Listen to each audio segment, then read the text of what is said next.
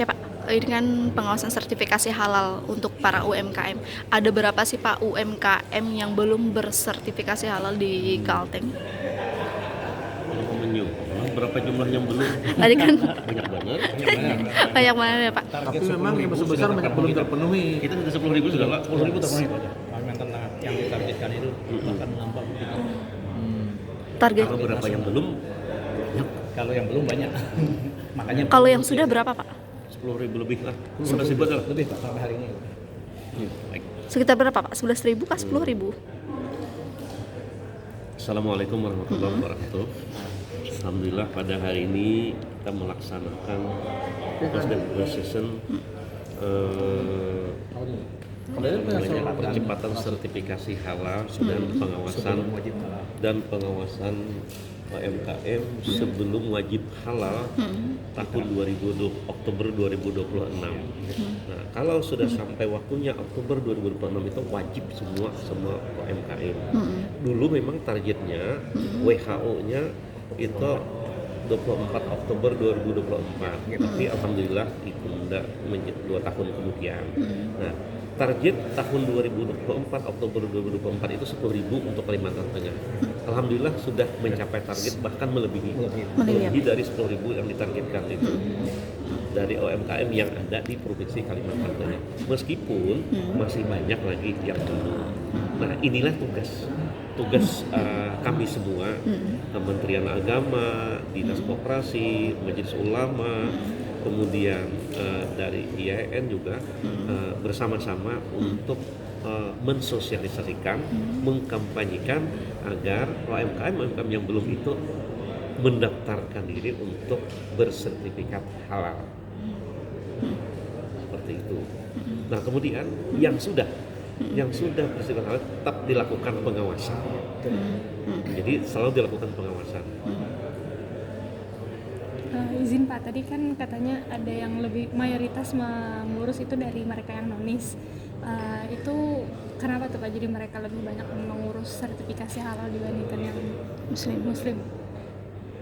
Karena begini, memang kita kan yang konsumennya itu kan banyak Muslim dan walaupun yang punya produk itu pemiliknya non Muslim, tetap kan diwajibkan kan karena banyak konsumennya.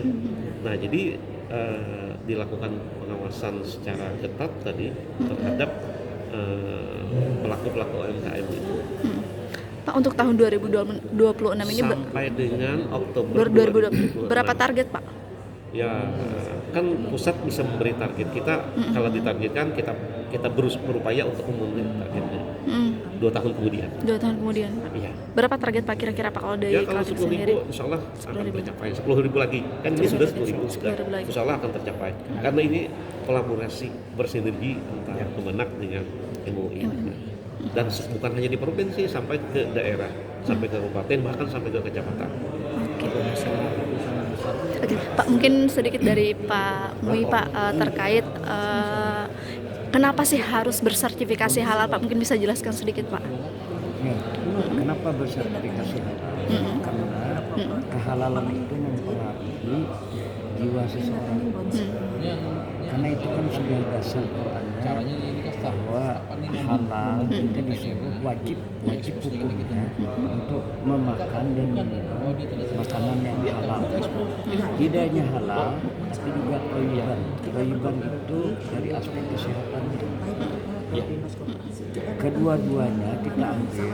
Yang thayyiban itu untuk jasa, yang halal untuk hati kita agar hidup kita berkah. Karena kalau yang haram masuk itu dipengaruhi oleh setan. Untuk menghalang kita untuk ibadah kepada Allah. Itu yang jadi kehalalan itu insya Allah akan mempengaruhi hati kita dan kekabulan doa kita. Doa-doa yang kita panjatkan kepada Allah itu insya Allah diijabah kalau makanan kita halal. Itu sebabnya maka kita menjaga kehalalan. Dan tentu ini semua juga tidak hanya untuk muslim, non muslim juga. Karena ayat itu kan ya ayuhan nas, wahai semua umat manusia, kulu mimma fil ardi halalan thayyiban. Makanan yang tidak halal itu dampaknya besar. Ya, ada dampaknya besar kepada yang Cina. Begitu juga yang thayyiban. Thayyiban itu kesehatan. Kalau dia tidak pas untuk jiwa, untuk apa fisiknya, dia akan mudah sakit. Nah itulah makanya halalan itu penting. Kemudian thayyiban juga penting kedua-duanya. Dari aspek kesehatan dia, dari aspek keagamaan.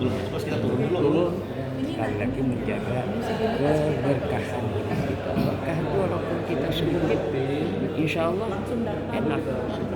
Nah, banyak sakit yang besar, ya kan? Nah itu yang penting halal. Cukup.